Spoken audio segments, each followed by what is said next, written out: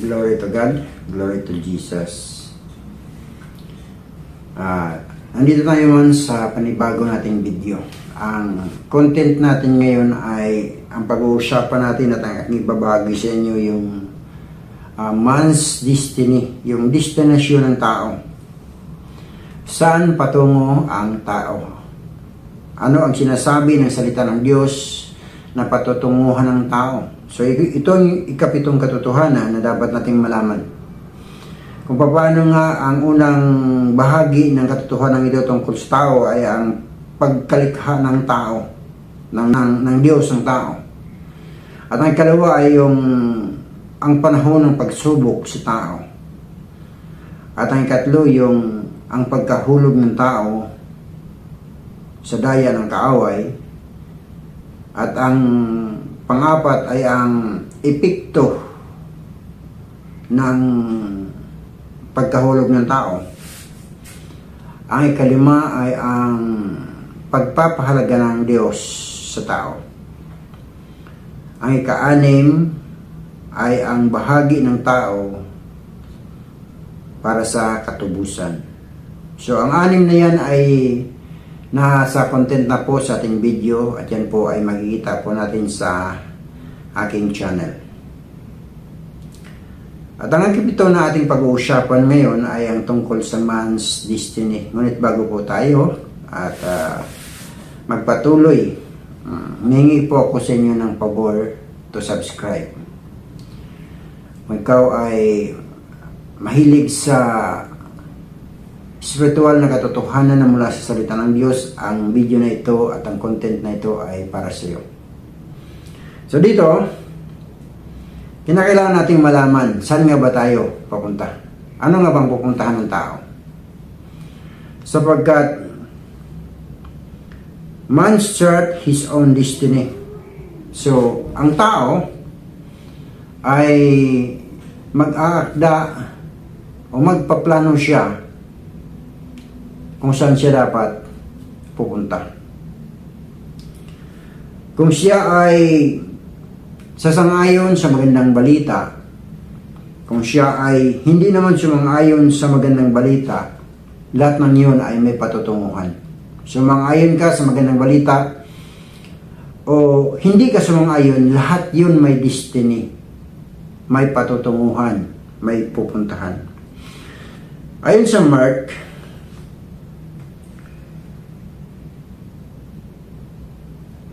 16,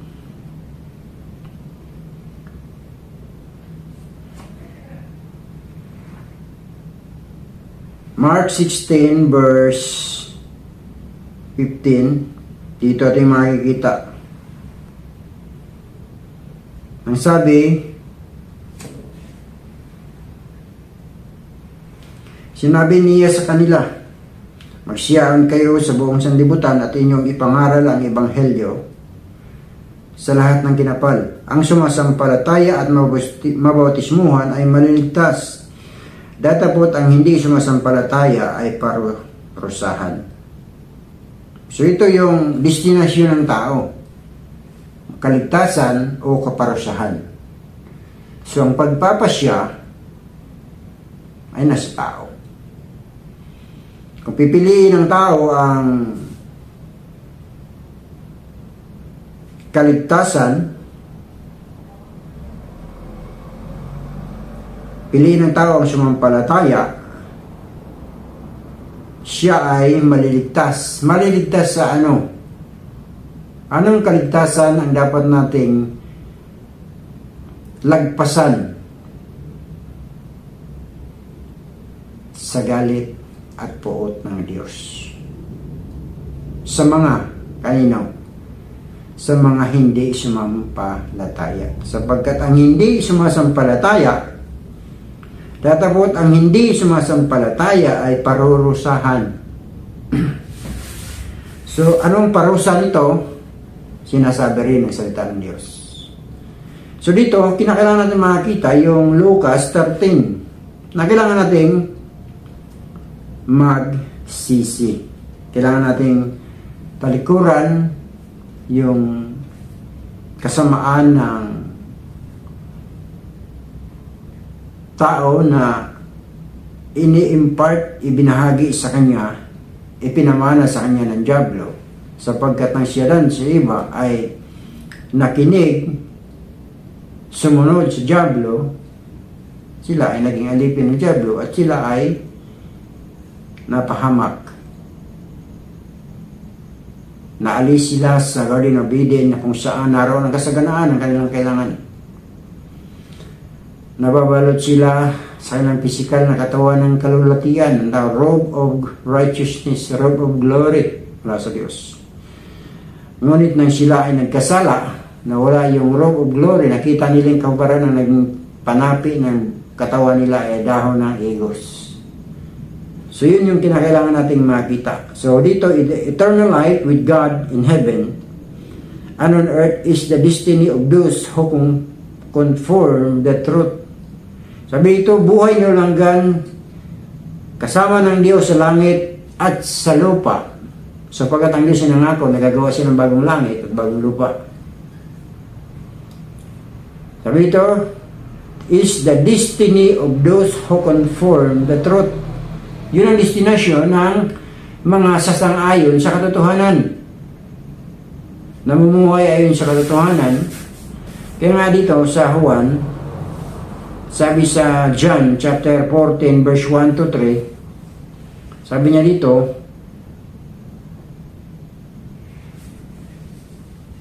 huwag magulmihanan ang inyong puso. Magsampalataya kayo sa Diyos, magsampalataya naman kayo sa akin. Sa bahay ng aking ama ay maraming tahanan, kundi gayon ay sinasabi ko na sana sa inyo, sapagkat ako'y paparoon upang ipaghanda ko kayo ng dakong kalagyan.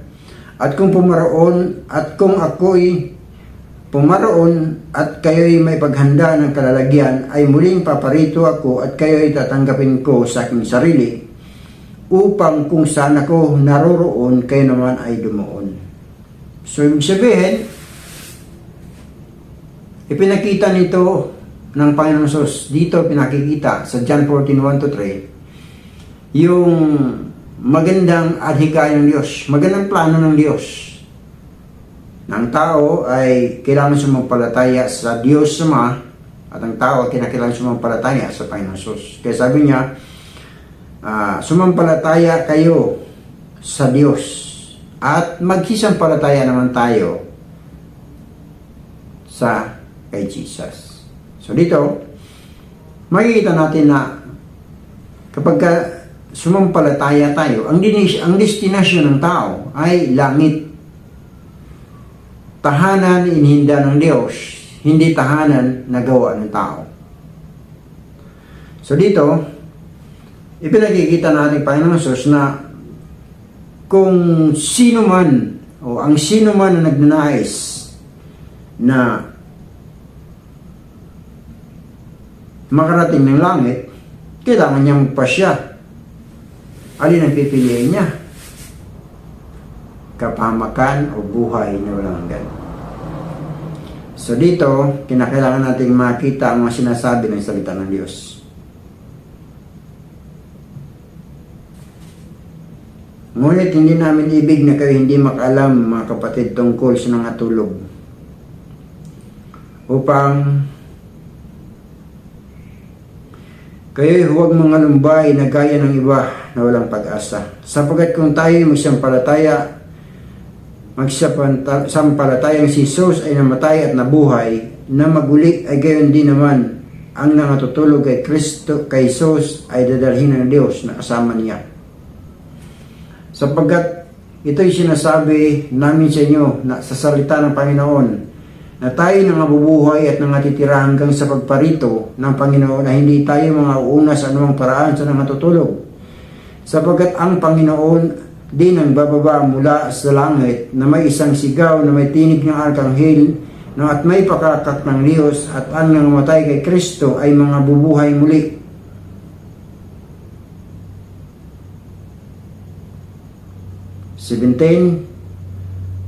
Kung magkagayon tayong nabubuhay ng natira ay agawin kasama nila sa mga lapaap upang salubungin ng Panginoon sa hangin, at sa ganito isa sa Panginoon tayo magpakailanman. Kaya't mag-aliwan kayo sa isa't isa sa ng mga salitang ito. Dito ay nakita ng blueprint ng Diyos, yung tungkol sa tao. Na dumating man sa tao yung pagkamatay, sabagat ang lahat ng tao ay mamamatay dahil sa kasalanan, sa pisikal na kamatayan. Ngunit ang pangako ng Diyos na kukunin sila, dadalhin sa piling ng ating Panginoong Hesus. Kaya nga, upang kung saan ang Panginoong Hesus, sabi niya sa John 14, doon dadalhin yung mga taong sumampalataya sa Kanya, nagtiwala sa Kanya, doon dadalhin ang Panginoong Hesus sa piling niya. Kaya nga, eternal hell and punishment is the destiny of those who refuse to obey the truth. So, ang eternal life with God in heaven and earth is the destiny of those who conform the truth, not just to conform, to believe, to receive, to accept the Lord Jesus. So, ito yung magandang balita na aking dinadala sa inyo, binabahagi sa inyo. Na ang eternal life ay nasa ating Panginoong Hesus. Kapag tayo sumampalataya sa Kanya, kapag tinanggap natin siya bilang Panginoon, tagapagligtas nating buhay, bilang Kristo, bilang Misaya, bilang anak ng Diyos na buhay, sapagat siya ang larawan ng Diyos na hindi nakikita. Kaya nga, eternal hell and punishment is the destiny of those who refuse to obey the truth. So, anong sabi sa Isaiah? Tunghayan natin sinasabi ng Isaiah. Isaiah 66. Ayon si Isaiah, may lugar na kung saan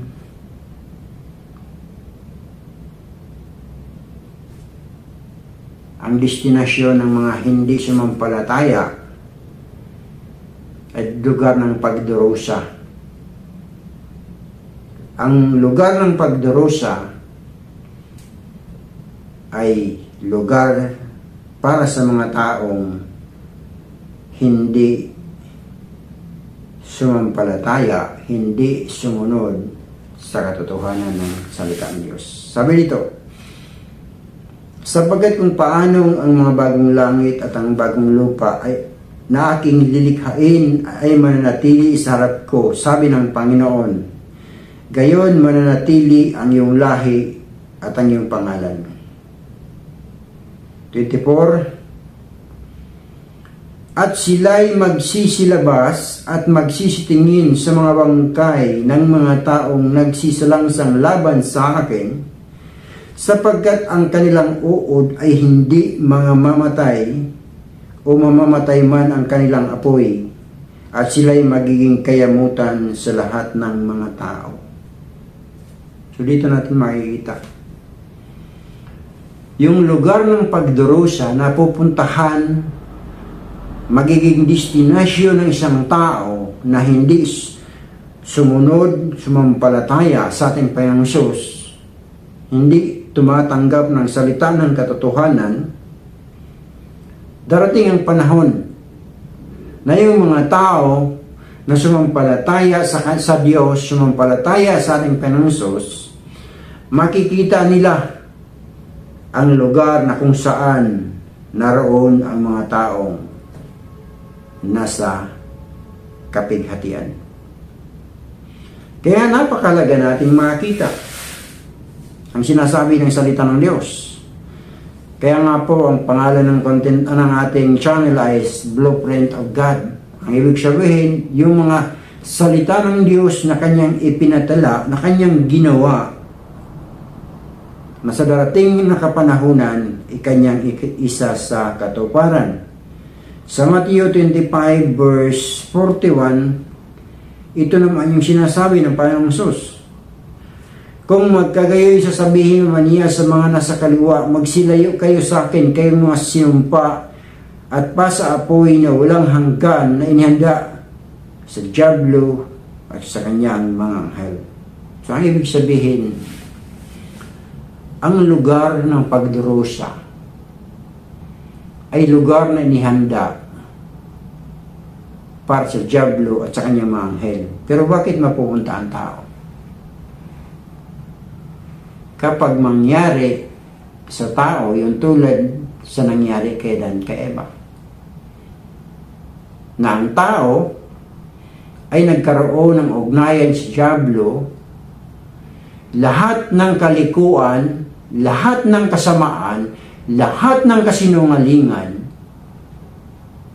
lahat ng pandaraya, lahat ng panglilinlang, lahat ng kasakiman na iniaral ng diablo kay Dan kay Eva, tinanggap nila. At anong nangyari?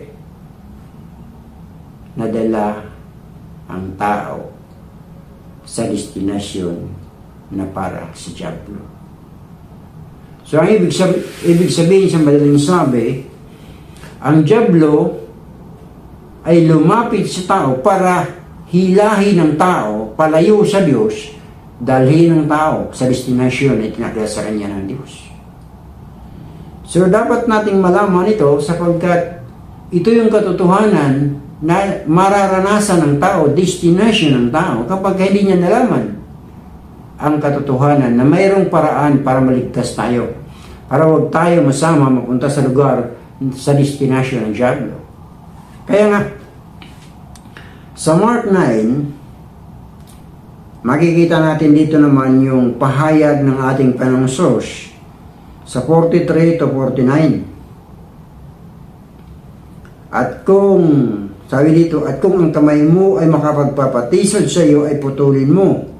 Mabuti pa sa iyong pumasok sa buhay na pingkaw kaysa may dalawang kamay kung mapasa impyerno sa apoy na hindi mapapatay.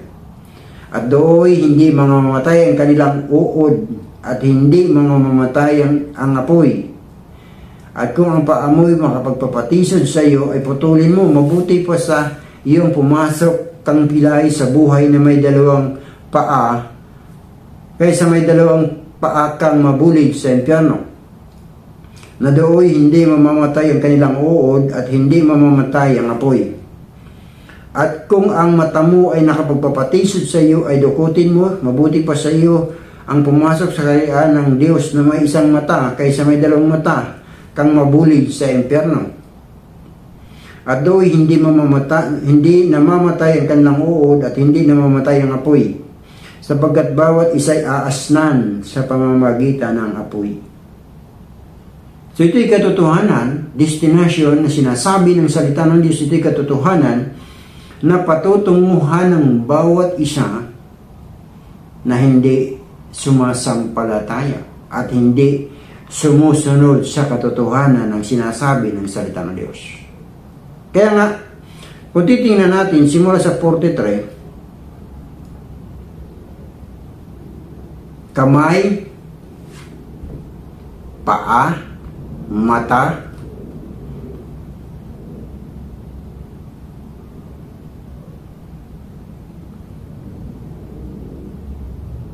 tatlong bagay, tatlong parte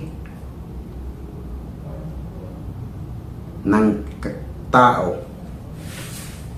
Kamay, paa, mata. Sapagkat ang tatlong ito, una, ang mata ang inakit si Adan at Eva. Nakita nila yung bunga ng puno ng pagkilala ng mabuti at masama, maganda sa kanilang paningin. Kumilos ang kanilang kamay sa pagnanais at ang kanilang mapa humakbang papalapit kung saan naroon ang salita ng Diyos na nagbabawal sa kanila. Ano nangyari? Ang tao, ang paa ng tao lumakad sa kasamaan, ang kamay ng tao gumagawa ng kasamaan, at ang mata ng tao nakatingin sa kasamaan. So, kinakailangan natin magpasya. Anong gusto natin? Bakit sinabi ng Panginoon Jesus na kailangan putulin? Ang ibig sabihin niyan, hindi po literal. kailangan magkaroon tayo ng one spiritual eye. Nabubuksan ng Diyos yung ating spiritual na mata na makita natin na sa Kanya tayo nakatingin sa salita ng Diyos sa ating Panginoong Hesus. So, kinakailangan nating malaman ang mga katotohanan ito. At hindi ito salita na mapang-akit, kundi katotohanan na dapat magpasya ang tao saan niya gustong mapunta. Kapag namali ang tao sa desisyon niya, kapamakan ang kanyang patutunguhan, pero kung tama ang desisyon ng tao, doon siya sa katotohanan sa buhay na walang hanggan. So sa Revelation chapter 14, Revelation 14 verse 9 to 11, sabi dito, at ang ibang anghel, ang pangatlo ay sumunod sa kanila nagsasabi ng malakas na tinig, kung ang sino man ay sumasamba sa hayop at sa kaniyang larawan at tumatanggap ng tanda sa kaniyang noo o sa kaniyang kamay, ay iinom din naman siya ng alak ng kagalitan ng Diyos na nahahanda walang halo sa inuman ng kaniyang kagalitan, at siya'y pahihirapan sa apoy at asupre sa harapan ng mga banal na anghel at sa harapan ng kordero. At ang usok ng hirap ang usok ng hirap nila ay napailang lang magpakailan-kailanman, at sila'y walang kapahingahan araw at gabi. Silang mga nagsisamba sa hayop at sa kanyang larawan, at sinumang tumatanggap ng tandang ito sa kanyang pangalan.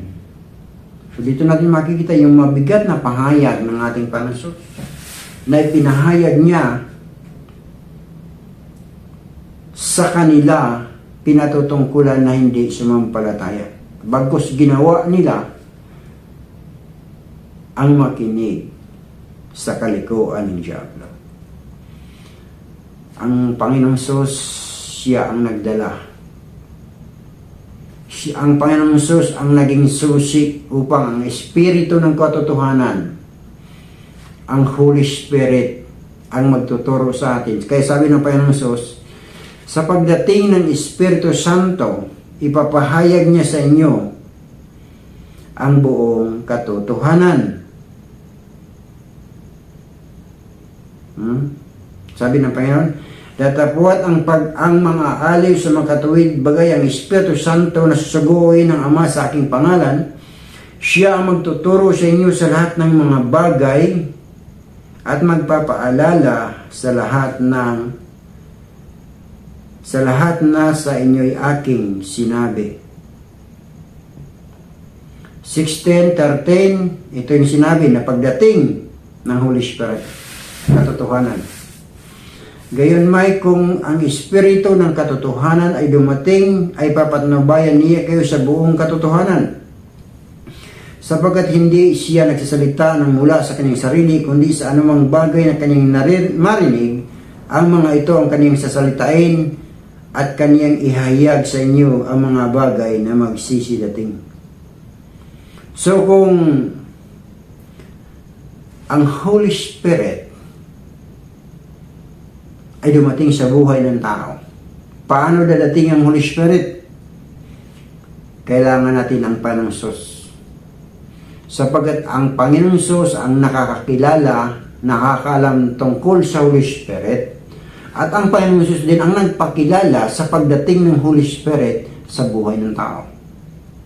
At dito natin makikita na ang destinasyon na ating pinag-uusapan ng tao, impyerno o buhay na langgan, impyerno o langit, pagdurusa, or ang sabi ng salita ng Diyos sa langit, wala nang pagtangis, wala nang pagluha, wala nang pagdaramdam, wala nang sakit karamdaman. Kailangan natin magpasya, mga kaibigan. Kaibigan, sa oras na ito, kung napanood mo ng buo ang video ito. At natunghayan mo, napakinggan mo ang mga salita ng katotohanan na kailangan mong magpasya. Kailan ba dapat tayo magpasya? Kailan dadating ang kaligtasan? Baka bukas o sa makalawa, huli na. Ang sabi ng salita ng Diyos, ngayon ang araw ng kaligtasan. Ngayon ang araw ng pagtanggap sa Diyos. Kaibigan, kung hindi mo pa natanggap ang Panginoon Kristo bilang Panginoon tayo pagligtas, ito ngayon ang panahon. Ito yung oras para tanggapin mo ang Panginoon Hesus. Kung ito yung pagnanais, sabihin mo, Panginoon Hesus, narito ako. Lumalapit ako sa iyo, nagpapakumbaba. Humingi ng tawad sa mga kamalian na aking nagawa. Sumasampalataya ako, ikaw ay namatay sa krus. Sumasampalataya ako sa kapangyarihan ng iyong dugo na maglilinis sa lahat ng karamihan ng aking buhay. Sa mga karamihan, kasalanan na aking nagawa sa aking kapwa ay malilinis mo sa pamamagitan ng dugo. Alika, Panginoon Hesus, pumasok ka sa aking puso. Maghari ka, ikaw ang Panginoon, tagapagligtas simula ngayon sa aking buhay. Sulat mo ang aking pangalan sa aklat ng buhay at alalahanin mo ako sa araw ng iyong pagbabalik. Kaibigan, kung ito ang iyong naging dalangin, makakaasa ka na ang Holy Spirit ay magsisimulang lumapit sa iyo at ituturo sa iyo ang katotohanan at bibigyan ka ng Holy Spirit ng gutom at uhaw para hanapin kung ano ang kalooban ng Diyos para sa iyo. Alalahanin mo, kaibigan. Alalahanin natin ang sinasabi ng salita ng Diyos. Kamay, paa at mata. Magdadala sa atin ito sa kapamakan. Kapag ang ating paa ay lumakad sa kalikuan, kapamakan ang patutunguhan. Kapag ang ating kamay ay gumawa ng may kalikuan, papahamak tayo ng ating kamay. Kapag ang ating mata ay nakatingin sa kalayawan sa mundong ito, ipapahamak tayo nito. Ngunit salamat sa Diyos, dumating ating Panginoon Hesus na nagmumulat ng katotohanan mula sa kanyang blueprint na kinakailangan nating malaman ang 7 katotohanan, 7 hakbang na ginawa ng Diyos sa kansang katauhan para ang tao ay maligtas at huwag mapahamak. Kaibigan, kung naibigan mo ang ating content sa video ito, at kung hindi ka pa nakapag-subscribe, please subscribe. Salamat sa iyong panonood. Purihin ang Panginoong Hesus, purihin ang Diyos, purihin ka, Holy Spirit. Sa magandang bagay na ipinahayag mo sa amin, na ipinakita mo sa amin na ang aral at turo na nais mo na aming malaman na kami ay iyong likha.